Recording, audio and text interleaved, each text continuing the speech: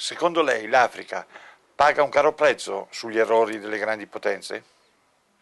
We end up with injustice, we end up with corruption, we end up with poverty, we end up with the worst possible things, we end up with the image. I don't have to tell you the image that you have in Africa.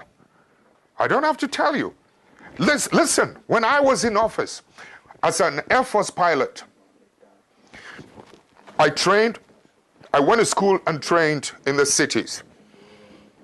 When I became an Air Force pilot, I had the opportunity to travel around the country. That's when I saw there is a big difference between those of us living in the cities and the mass people who feed us living in the rural areas. My brother, you listen to me carefully.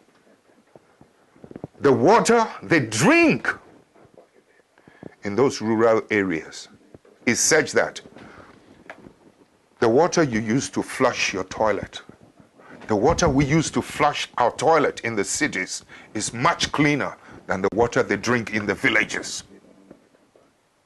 No clinics, no hospitals, etc. No headache, no needles to even sew their clothes.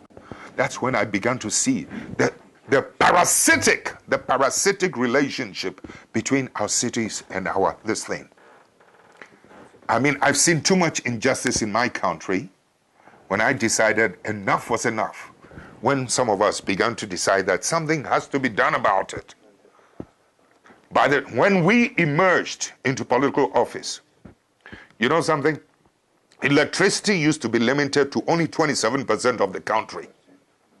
In the shortest possible time, we were able to, with Italian assistance, we were able to extend electricity from 27 to almost 87% of the rest of the country. We were able to extend roads. The infrastructure was improved every part of the country. I mean, it was beautiful. I mean, the energy now goes to every part of the village. Children can now go to school and can learn at night, so that my children living in the city will not have an advantage over that child in the village. My child has no superior, was not born with anything superior than that child in the village.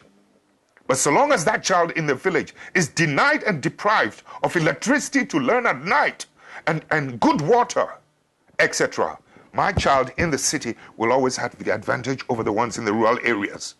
I've been to school where rural students were doing better with the passage of time than those of us in the cities. Please, I know the potential of humanity. So when you're talking about the effects of some of these things, sometimes, you know, these superpowers must learn to accommodate and to live and to accept patriotic leadership, patriotic citizens. Too often, they're happier with people who are not patriots. But you, in Europe, excuse me, don't get angry, you never seem to know the role that some of your bad businessmen, you have good businessmen, and I respect them, but some of your bad businessmen are always doing bad things on our continent. And it's our people who suffer. This kind of thing must stop. Your governments must begin to wake up to help us, to help to police and to maintain the integrity of economic policies and economic practices in my country.